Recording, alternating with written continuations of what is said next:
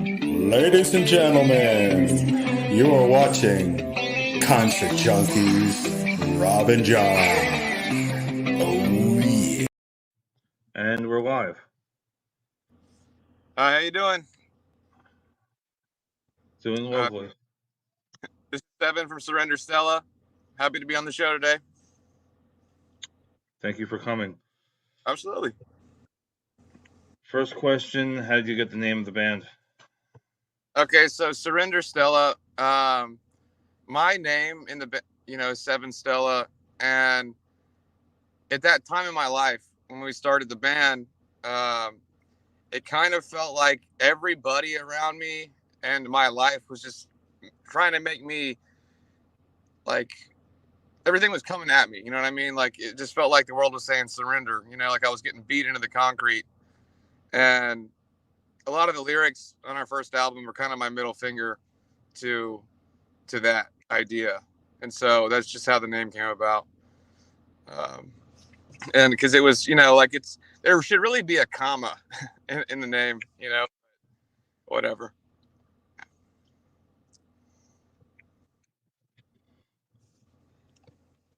So what would you like to leave as your legacy as a person?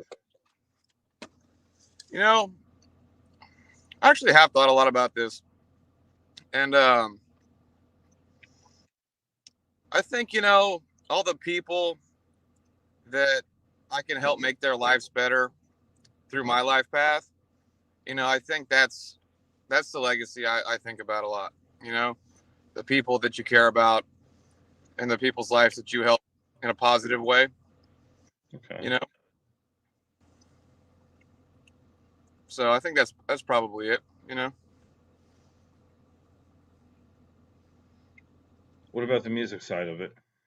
On the music side of it, I think anybody who ventures into music to be successful at it, would like to be a Led Zeppelin or a Pink Floyd or something like that. I mean, of course, all those accolades and album sales and the legendary things that they did and whatnot, you want those things for yourself. But I think that, I also really like the Lemmy from Motorhead, how he just kept going his whole life and became this kind of like legendary figure, even though Motorhead never really had the kind of commercial success that say Zeppelin had or Black Sabbath or whatever. Yeah.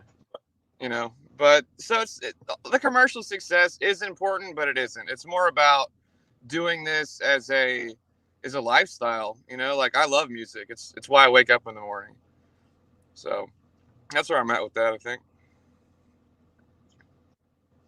If you can pick your own bill, who would you want on it? My own bill, like as far as other artists to play with? Yes. Okay. I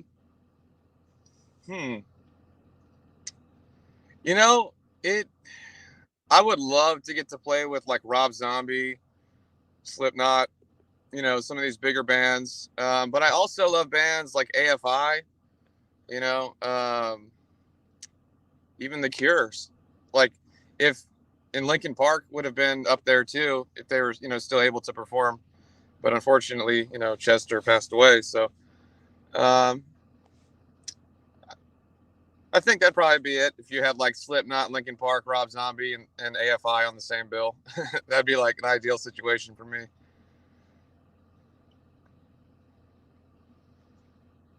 Who got you into music in general?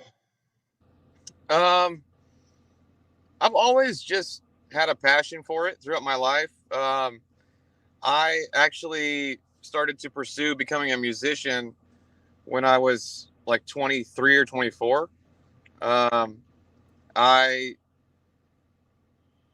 in my life, I tried to play instruments, and I don't know, I didn't really fit there. But when I went to vocals when I was in my early 20s, I found, where I really liked to be at and where I could, I don't know what you would call it, translate my emotions into music in the vocal arena is what is where I found my happiness there. And then my cousin is actually the one who got me to like performing consistently and trying to start a band and all that kind of stuff. He was going to be a rapper, and I helped him out and got a bunch of recording gear. And then he unfortunately had some problems in his life and wasn't able to follow through. So I was like, well, shit, I got all this gear. Like, let's start making music, you know? And that's how that all started.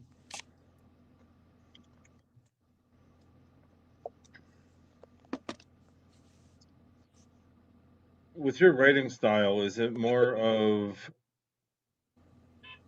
stories you were told, or is it more of things that's happened to you? I think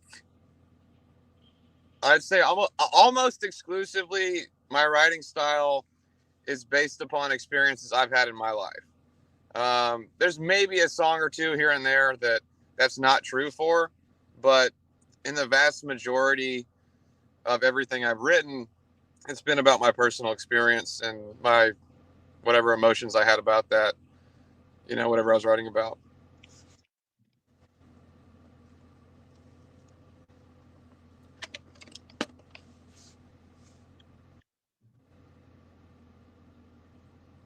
If you could play any arena, where would it be? Any arena. You know, I would love to play at Red Rocks in Denver. Okay. Red Rocks is such a cool place. You know, I've been to a couple concerts there, and it's just beautiful, and the sound is really good there too. So, it would be definitely on the bucket list. Okay, speaking of bucket list, what's on your bucket list? Well, you know, I think actually quite a few of those things I've checked off, but the things that still remain are I'd like to travel around the whole world, you know, get to engage with and see different cultures and stuff like that. You know, just different places I'd like to go. I'd like to, you know, play an arena with my band. That's on my bucket list. And you know, that's about. I kind of did it all, man. You know, up until this point in my life, there's not a lot left that I'm like really I can think of at this moment. Maybe there will be at a later time, but just those things right now. If you weren't playing music, what would you be doing with your life? Another outlet. Uh, you know, I'm very business minded, and I enjoy building stuff. So, you know, like I had a car restoration company here in Houston, Texas called Rehab Garage. It still exists. I sold my shares in it. But something like that, you know, something that where I get to work with my hands and build cool stuff, and you know. But then I'm business minded, so I like to be on about the money making side of it too, you know. So Yeah. it'd just be something like that.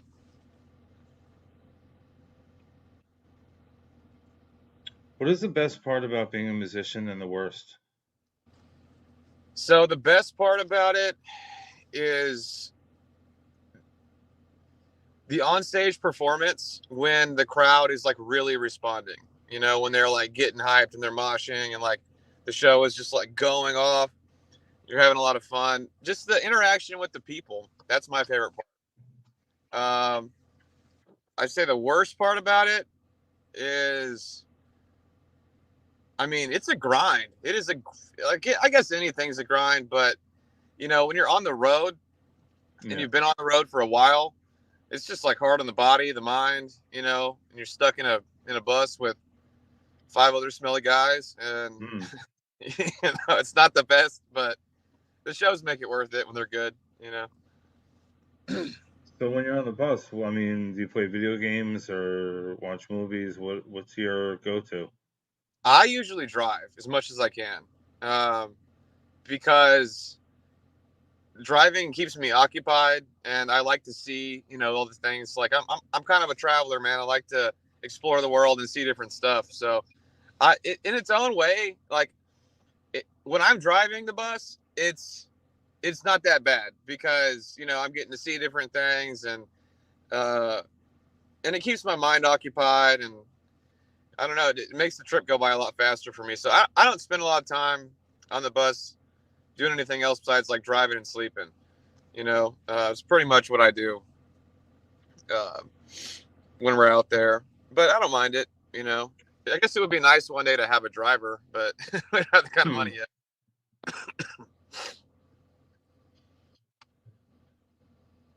Do you have any good stories, fan stories? Any good fan stories? Yeah. Well,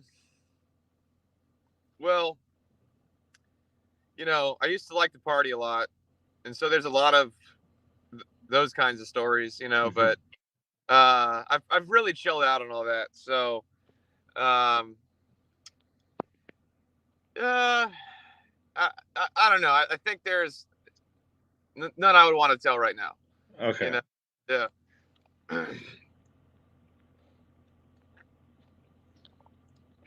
All right, let's have some fun questions here.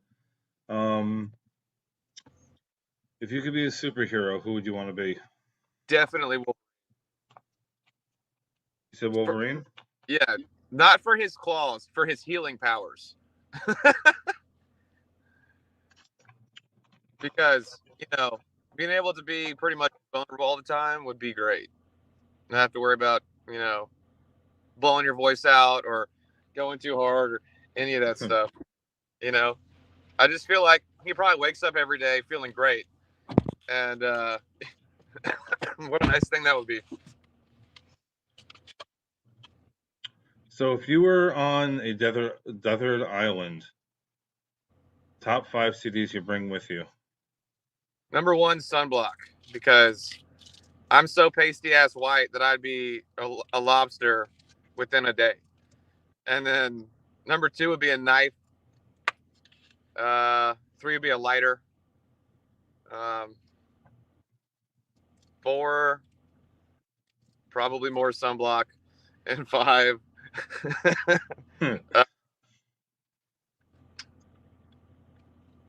probably like a sleeping bag or something. So maybe a blanket. And you could bring 5 CDs with you. 5 CDs? Yes. So in that case, it would have to be, let me see. Well, I feel like I could jam Hybrid Theory by Linkin Park. Like, just the whole album's great, so I'd probably bring that one. Okay. Iowa, Slipknot, Antichrist Superstar, Manson. And then I would go with like probably something pop. Like, I really like Dua Lipa's new album, and like super like her style and all that. So I'd just do something different like that, and then probably like Ziggy Stardust. David Bowie. Okay.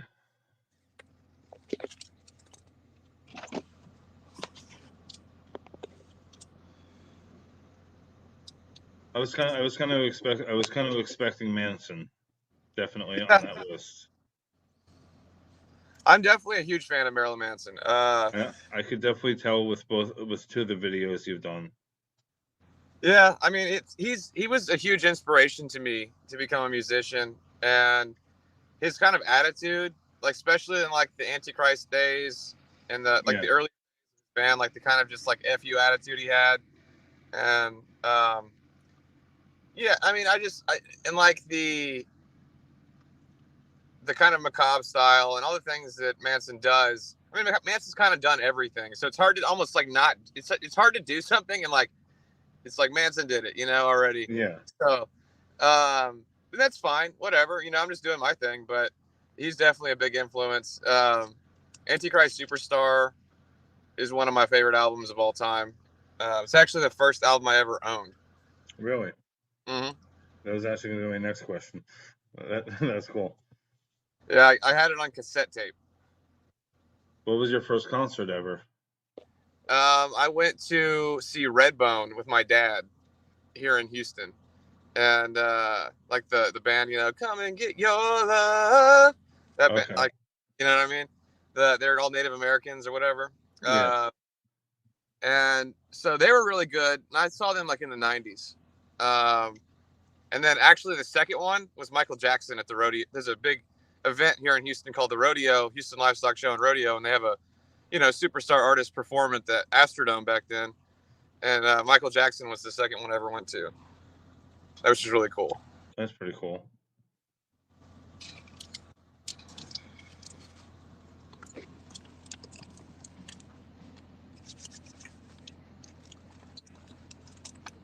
What was your favorite music video to make?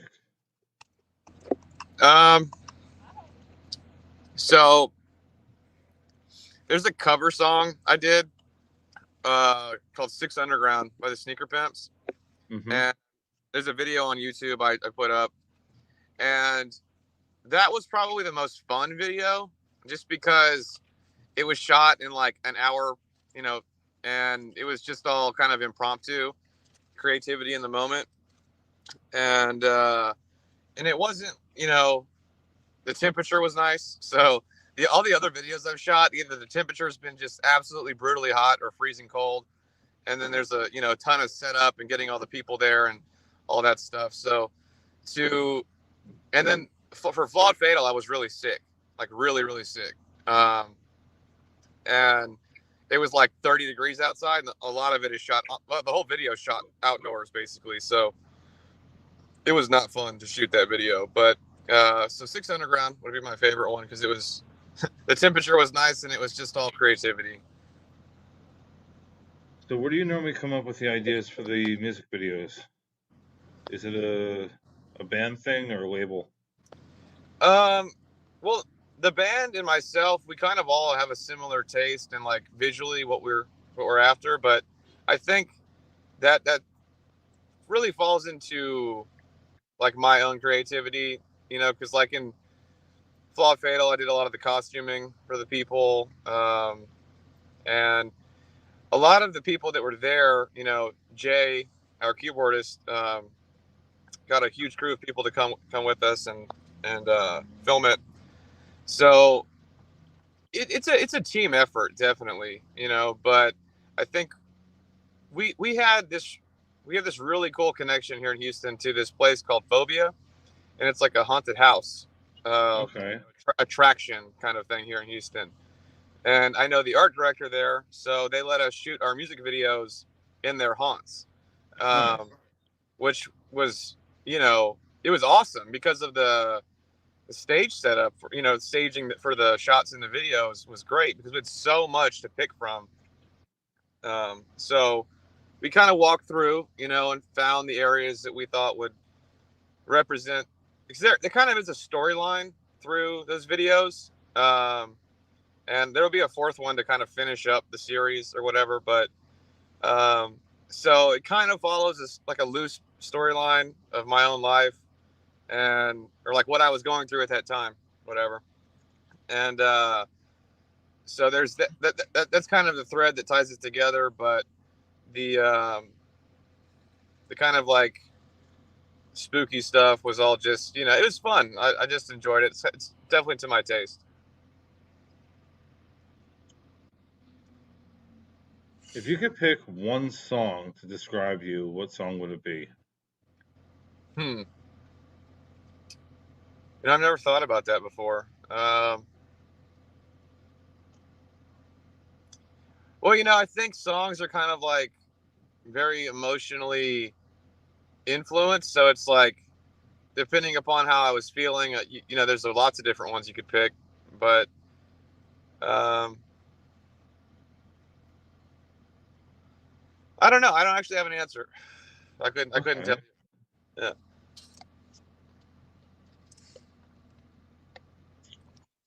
Is there any song that hits home at the moment? Let's see.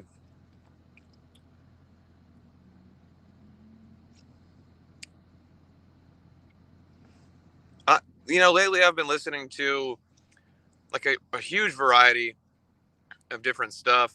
But But I have this new song that we're going to release, so it's not out yet for anyone to listen to, but that one definitely hits home with me. It doesn't have a name yet, but it's probably going to be our next single. Still kind of in the works with that. But as far as like, I've been listening to like a lot of Lenny Kravitz lately, actually. And, Okay. Fly Away and Are You Gonna Go My Way? Those two songs really just are hitting right now with me.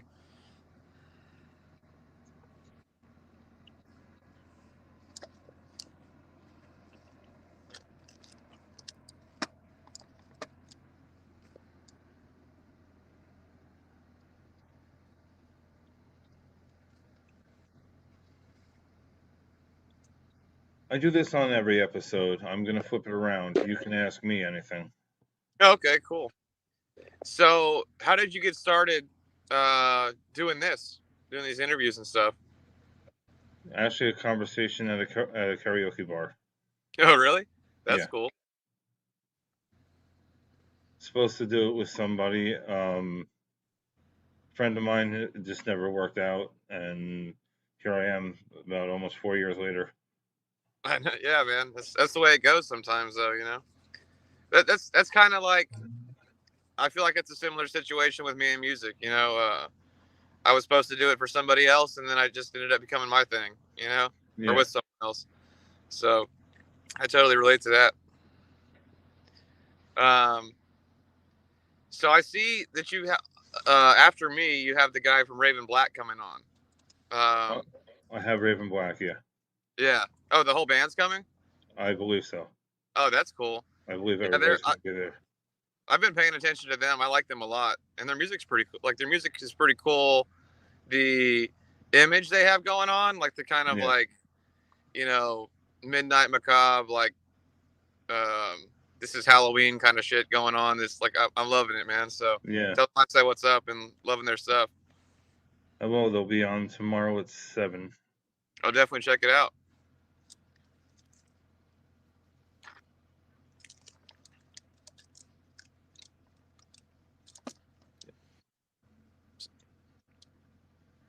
So where are you actually located at? New Jersey. Oh, okay. Gotcha. So we were up there, I'd say 3 years ago. And man, what an experience that was.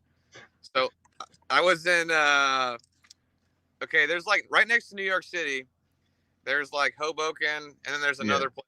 I forget what the place is called. It's like, it's in Jersey. I don't remember the name of it, but Okay. we're staying there. And so I drove from Miami to basically New York City to play a gig. Gig got canceled. It was horrible, dude. Yeah.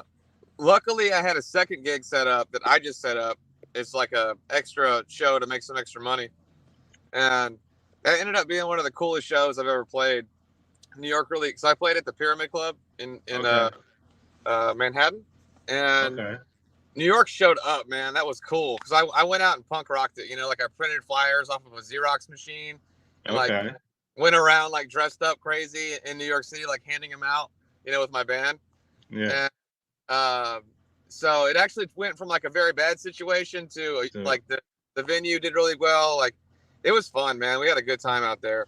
And but that was the last gig on that tour, and I had to drive from New York City to Houston, and that was a haul, dude. Holy crap. All right, I have a good question for you, because I mean to ask anybody. Sure. So when you're on tour and say the tour gets canceled because the headliner has to pull out for any reason, why is it canceled? Why the 3 other bands can't play? Well, so, is that a label thing?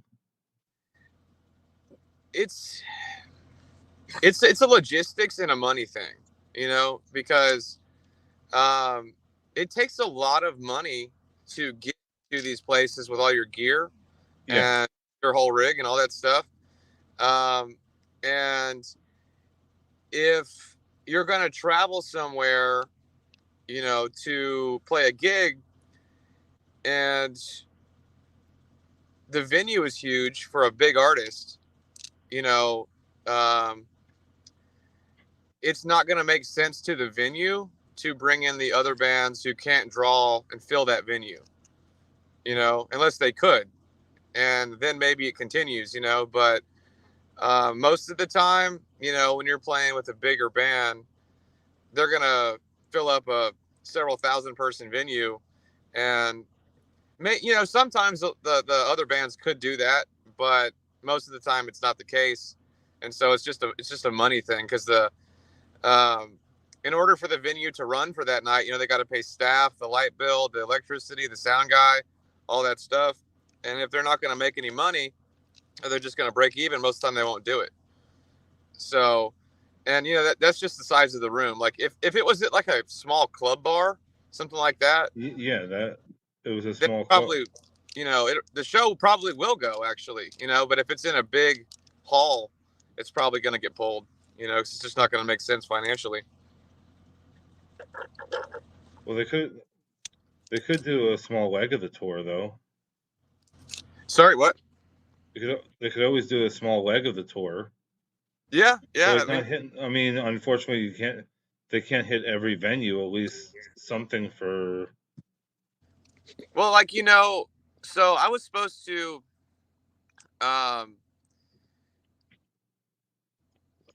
sorry, I just totally blanked out on what I was saying. But no, I mean, you know, but it's just a logistical thing, you know. It's because everybody in music, you know, they do it because they love it, not for the money, you know. Otherwise, you wouldn't do this crazy shit. um, so I mean, and eventually, you know, if you do it long enough and you're good at it, and you know, and you have the right people around you, yeah, you can become financially well off, definitely, you know. But I think it's a grind. It's a war of attrition. You know, you just got to keep at it and keep going. And you know, for me, it's a passion. But it's also got to make sense. You know, because a lot of times when you're playing with a bigger band, you travel pretty far to get there. You know, and a lot of times you're not getting paid a guarantee. You're gonna get something off the door or your merch.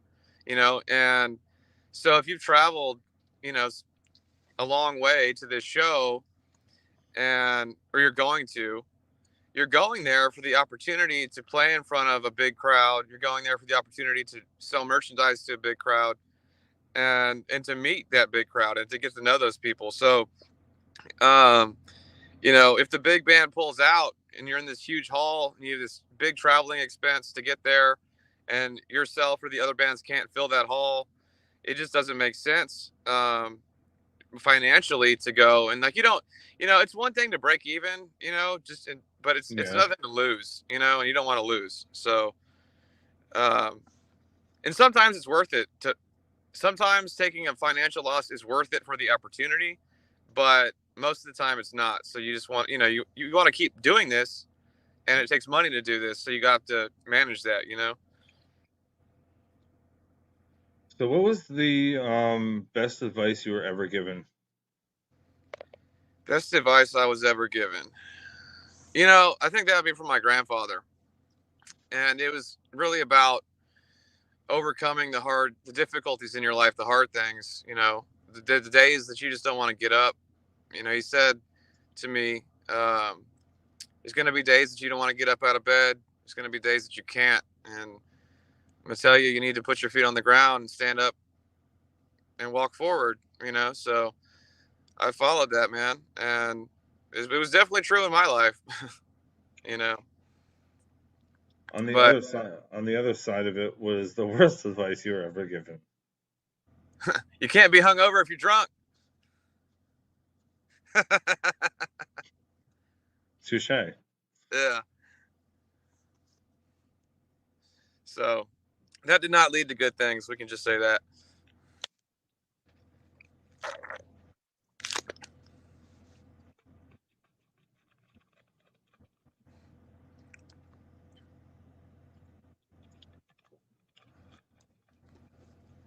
What is the worst thing you left on tour? The worst thing I left on tour? Yeah. Like something I left behind? Yeah, or you lost. I've been pretty lucky. I have so far. You know, I don't bring a lot out there with me, and I luckily haven't lost a lot. I think I may have lost like $100 one time at a gas station because I was like half asleep. I just woken up and I went to pay for something, and I think like I got some cash out of my wallet, and I think 100 fell out on the ground. Okay. And I was sleepy. I didn't realize it until I got back to the car, and I ran back inside. It was gone already, and I was like, "Oh man, because it was cash. You know, it's just gone. Yeah. Random gas station in the middle of nowhere." So when you go on tour, is there any special place that you have to stop? You know, I like to, if I'm in Texas, you know, there's a couple spots here and there that I, you know, kind of country towns that have really good restaurants I like to eat at. But other than that, not really. You know, I mean, if there's something cool to see, you know, I might go see it. Like if we're driving by the Grand Canyon or something. But you know, just there's some really good Mexican restaurants here in Texas. I like in Hamilton, Texas, and super good burger restaurant in the same place. And then there's another good burger restaurant in it's actually in a gas station. It's like a straight up mom and pop gas station burger restaurant. But man, some of the best burgers in Texas, I swear. It's in Gatesville near Fort Hood.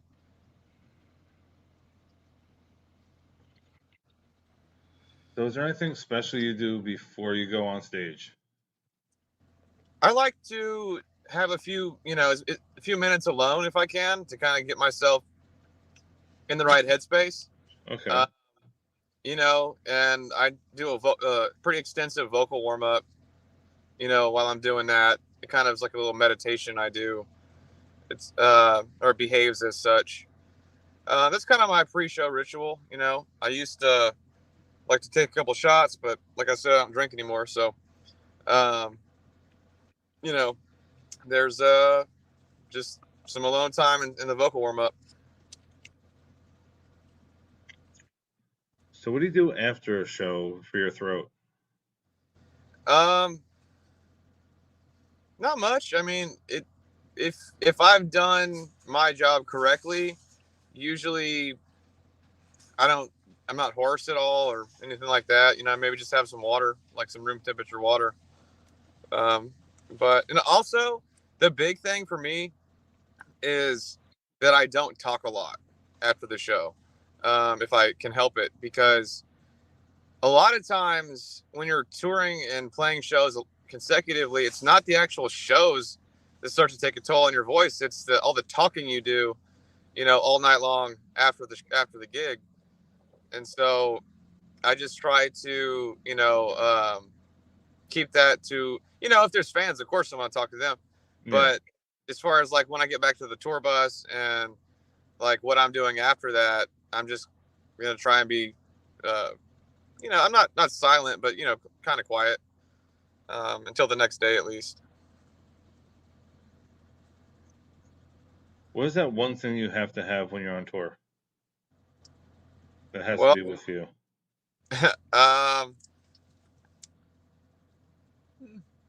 My phone probably, you know, just make sure I'm on the right route. And because you know, when you're traveling places you don't know, and I'm driving, you know, you definitely need to watch your GPS because you can get lost really easy.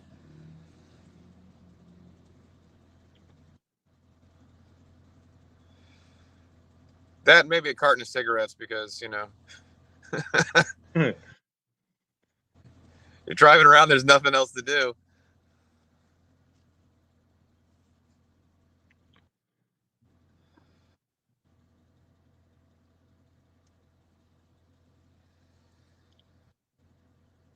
Do you have any funny stories on stage?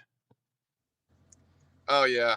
I mean, like endless amounts. Like in the early days of our band, we really went crazy with the stage shows. Like I would have like girls spinning fire poi and like it was just a circus, man. It was like a wild circus on the stage. And our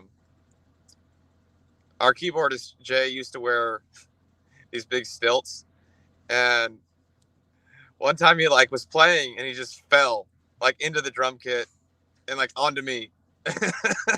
like it like just completely wrecked the whole like that whole moment in the show. But it was so funny that like it was no big deal, you know. Like I wasn't mad about it, no one was mad about it. It was like the crowd thought it was, I mean, I felt kind of embarrassed, you know what I mean? But like, and looking back on it, I was kind of mad in the moment, but like now it's funny, you know what I mean? You can just add that to the blooper reel. Do what? You can add that to a blooper reel. Yeah, right.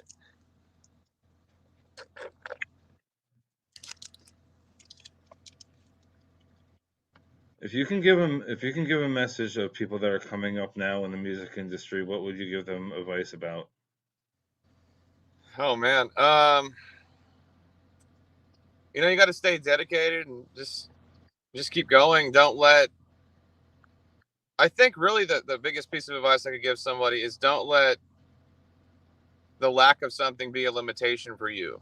You know, like if you don't have a bass player or this person or that person to play this instrument, there's ways around that, you know, and until you do have the people, the band to you know, actually play it all live. So just because you don't have the full band yet doesn't mean you shouldn't get going on what you want to do, you know, and then stay dedicated and have that vision, you know. That's the best advice I could give. And do you have any messages for your fans? Well, we are in the process of recording our new album. We are hoping to release it in a few months. It'll be a new video, and we're really excited to return, you know, to touring, playing, and all that. We've kind of taken 2021 for us was a building year, and we took a step back to really practice, really hone in what we were doing on the stage as well as off, and to write a new record. So we're super excited to bring that back to the stage, and hope we see everybody there. And it's going to be great to get back out there.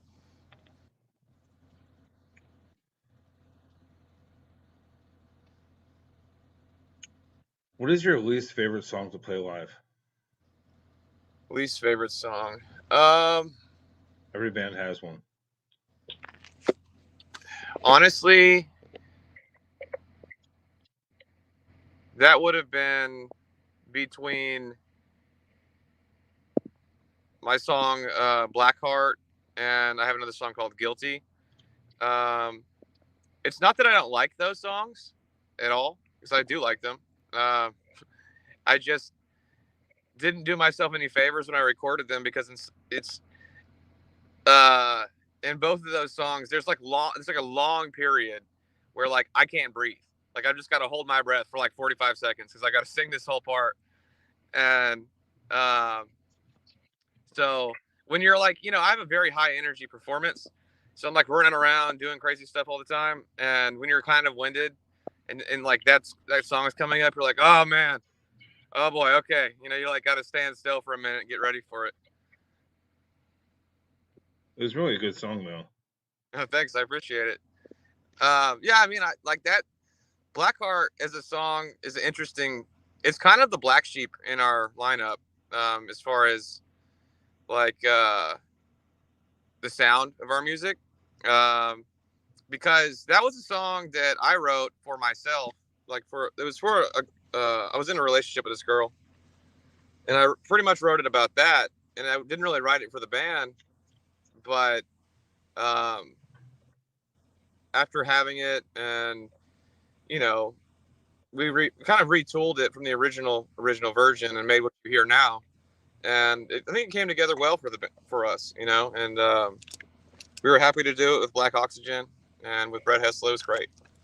So, but it was, I do like this song a lot. It was just, you just got to hold my breath in that one part. So that's the only reason I, you know, It's not that I don't like the song. It's just that.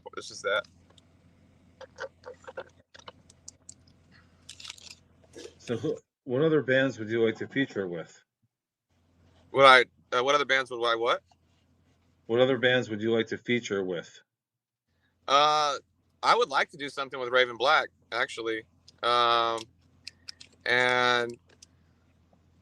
I would love to do something with like Motionless in White, Okay. and you know, I mean, any of the big rock stars, any of the big bands that I like, of course, I would love to do something with them. But I think as far as like those two bands, I think we could do something really cool because they have interesting styles that I think we could complement each other. So, and you know, actually here in Houston, so I'm building a music studio right now to record our album in, and there's a lot of super good local talent here in Houston. The scene here is really exploding, and so this year, after I get finished with the Stella stuff, I want to continue to use the studio. So I think I'm going to bring in, you know, well, any bands that I like who would like to work with me, as you know, as far as production stuff. I'm going to bring them in, and I want to record some stuff for them. And if they want me to feature, I'm definitely, you know, or anyone else in our band.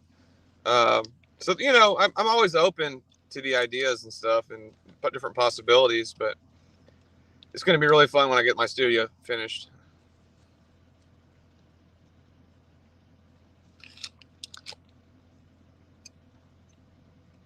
So, how's the scene by you? Is it doing okay still with COVID and everything? How was what? Sorry. How's the scene by you? Is it most places opened Yeah. I mean, for Houston, shows? like, when everybody else was like wearing masks, Houston was like putting in express lines everybody to get COVID. Like nobody was wearing masks here. No one cared. um, but yeah, I mean, the local scene here, like, really never. It shut down for a total of maybe like 2-3 months, but Okay. it never really like closed. It's just that the crowds changed a lot, you know, because of COVID, and the ability to draw a big crowd was seriously impacted by COVID. So, you know, there's that, but people are still showing up. The gigs are still going on. You know, it's been really nice to be here as a musician because, you know, like in LA, everything was totally closed down. You couldn't do anything. But here in this city, we were able to kind of just continue on. Although in 2020, we performed a bit, but we kept getting, like, we couldn't do anything but local. And at that time, we were touring heavily right before COVID had happened. Yeah. So, 2020, I think we were kind of like everybody else. We just kind of sat around and waited for a little while because we didn't know what to think or what to do. And then, you know, we kind of got back out there with Ghost of My Past and did the video, did some shows. And then COVID shut us down again, as far as outside of local. And you can only play local so much, you know, like you can't just play every day in the same city. Even though Houston's huge, it's still not, you know, it's just not the ideal situation. So, and then 2021, like I said, we were like, okay, back to the drawing board. We did Flawed Fatal because that was in the plans to do, and then we went into the studio and did it, and we wrote a record. And so now we are just preparing to record it, and once it's recorded, we'll be back out there, and we're gonna, you know, go as hard as we can with the local stuff, and then, you know, out of Houston, anywhere we can. I think we have a small tour lined up, kicking off with Powerman 5000 here in town. Okay. And then there's like, I think, several shows right behind that we're gonna go do. But you know, as much touring as we can do, we're going to.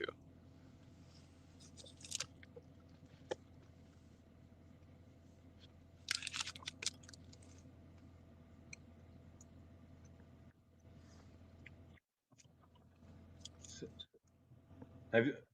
So have you ever toured with what do you call it? Like with touring, how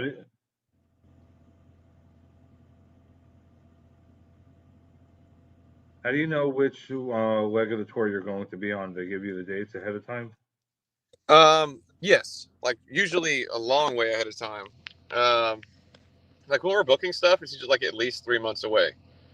Um, so most of the time it's 6 months or more. Um, but you know, and then like the festival stuff, you know about that stuff usually like almost a year ahead of time. Um, but usually when we want to tour, we'll either get a hold of our agent at the label and we'll scope out where to go and what to do and who we can play with and so on. And or we, here in Houston, I know a ton of the local promoters and bookers and all that kind of stuff. So with the Houston gigs, we really don't have to contact anybody. Everybody.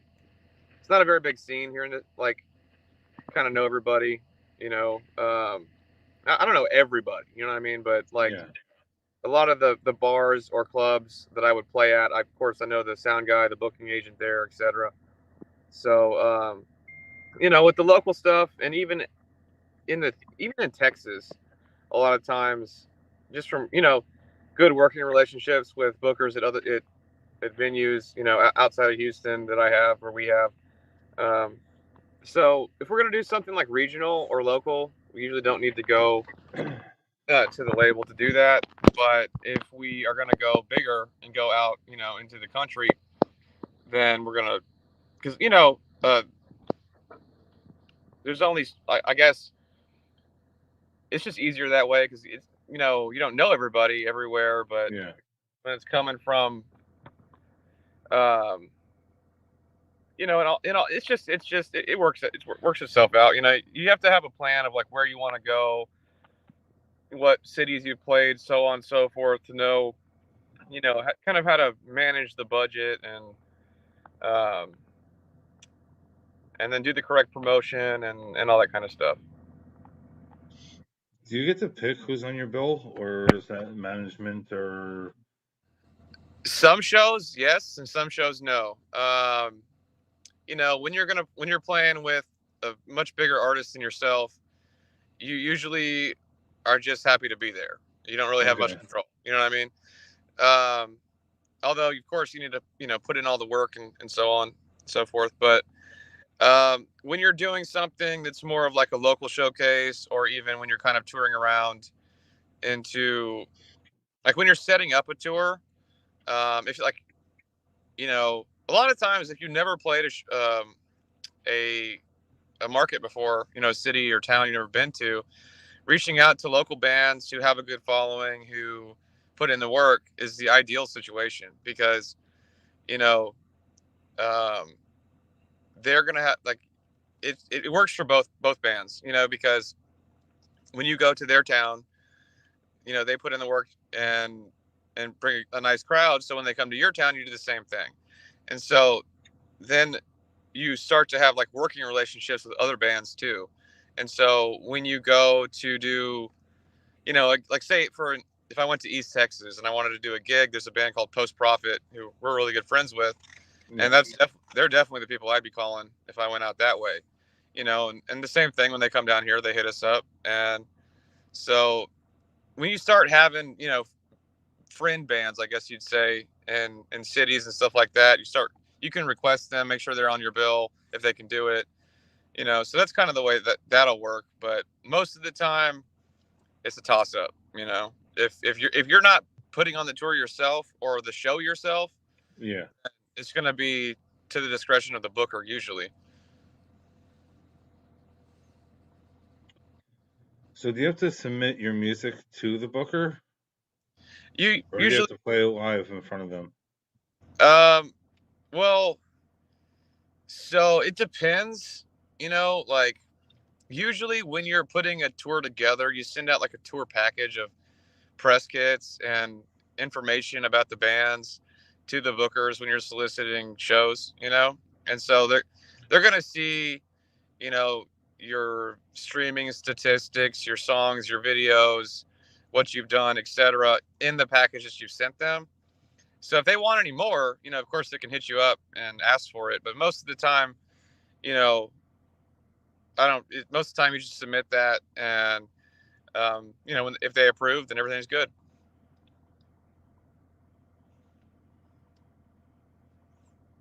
But do you choose what songs you send them? Absolutely. Yeah. I mean, it's called a, you know, press kit, essentially.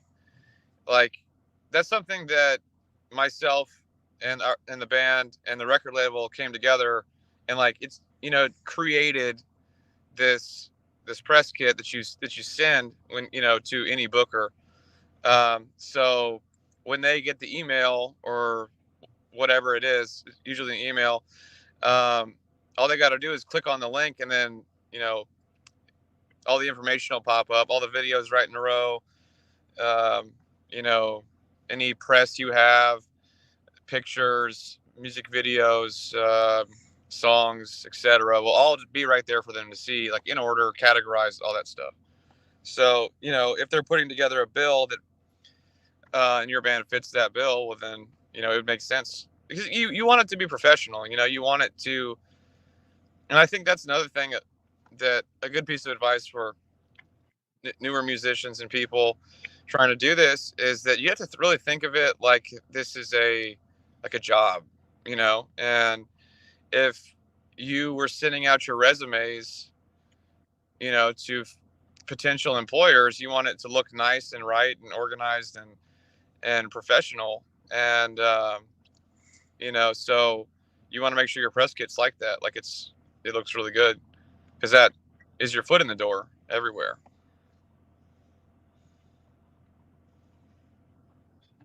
With that said, have you ever seen mistakes? Oh, absolutely. I mean, I've made mistakes, lots of them. It was, for me, it was a huge learning process on the business end of music, because when I started playing here in Houston, there was, well, at least I didn't know anybody who was in the, like, the legitimate industry. You know, like, there was, I know lots of, like, local bookers and stuff like that, but no one on the, you know, the professional, like, grand stage of music. And so it was really hard to learn what to do right, and because at that time, for whatever reason, you just couldn't get any good information from anybody. Like, it was more disinformation from everybody trying to prevent you from going anywhere. It was really weird. I don't know, but, you know, so I just kind of learned through hard knocks, you know, like blunt force trauma. Just keep trying stuff till it works. That's actually how I got our first, like, we had on our first album, one of our songs was played pretty, I don't know the word. It was played on, like, college radio and, like, local radio. And, you know, I called, like, every radio programmer in Texas, like every single one that I could find a phone number for, you know, and this is before the label and all that stuff. And actually got our song on the radio, which was pretty cool, you know? Yeah. So to, like, be able to do that. Do you feel it's easier these days? Do I feel what? Do you feel it's easier these days in the industry to get your music out than, say, the 90s? Yes and no. I mean, it's easier to get it out, but is it any easier to get it heard? I think it's harder, significantly harder. Like, if it was the 90s, like, say it was 1990, I would own a record store, 100%, because like that, you can make a hub around music, and you're selling physical copies, and, you know, my trunk would be full of CDs, and, like, I'd be driving around selling them. Like, there's much more of, like, an actual physical hustle you could do back then that I would have done extremely well with, I think.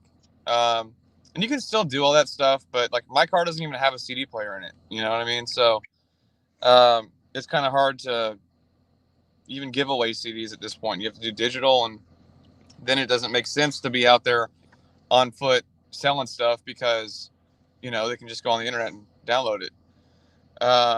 So it in a way, I feel like it's become harder, much harder.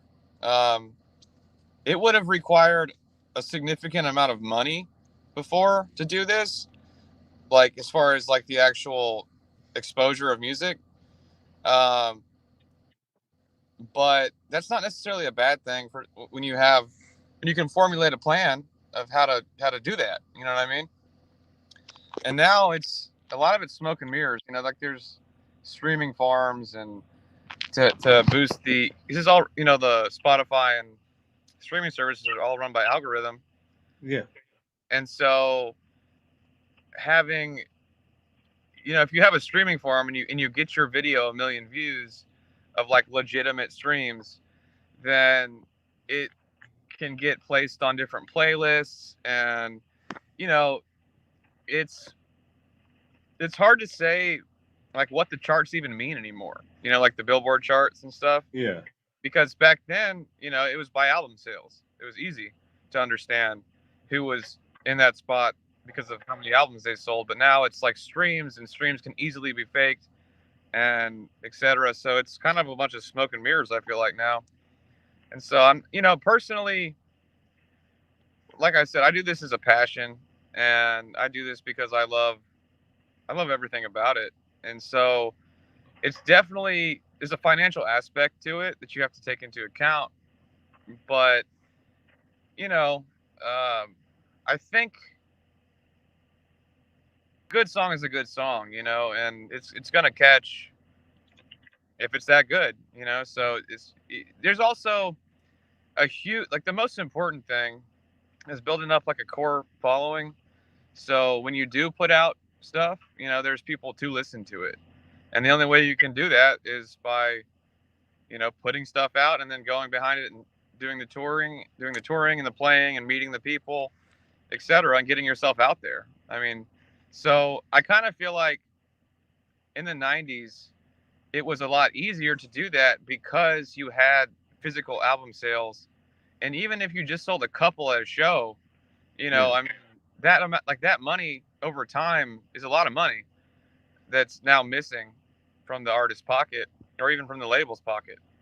Either way, if it was going into yours or the labels, if everything was going right, then that's getting reinvested into your career, Yeah. So it's really hard to do now because there's your sources of income are really from any guarantees or the door, your merchandise, and your streaming money. But dude, you get like, I think it's like $300 for like 1 million streams. It's like crazy.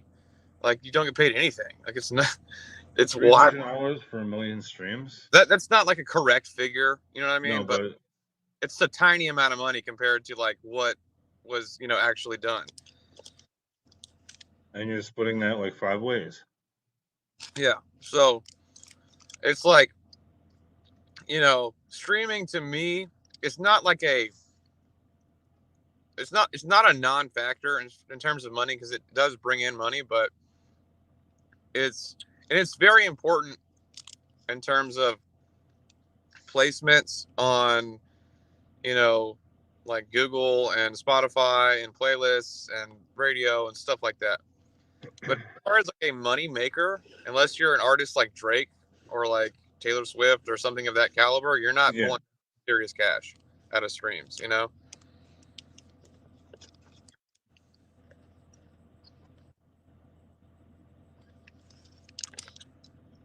Unless I just got something wrong, but no, I feel that you're right. That, what do you call it? Mainstream artists are making money.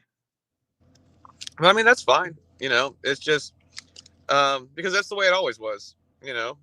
But the thing is I just feel like you're kind of left scratching your head sometimes. Like, how do I elevate myself? And of course, the chicken and the egg scenario here is a whole lot of money will really help you out in terms of your promotion and what you're able to do, as far as like live performance, how big your crew is, and etc. But you know, I mean, I think it's like anything. You just keep growing over time, keep working hard, and eventually, if you do something well enough, people are going to pay you for it. You know, so Yeah, I get it. you got to figure out. Um, and then once you're able to get guarantees as a band, you know, like you go on tour, every show you've got booked is like $1,000 guarantee. You're doing like 20 shows in a month. Like now the numbers start to look pretty good. You're like, okay, this is totally feasible, you know.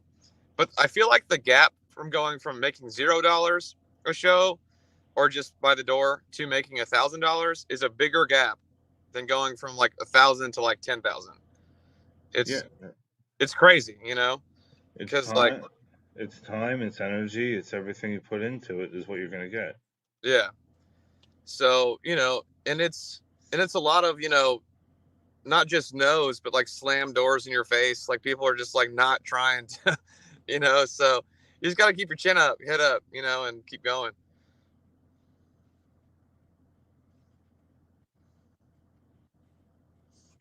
So when do you think the next record's coming out?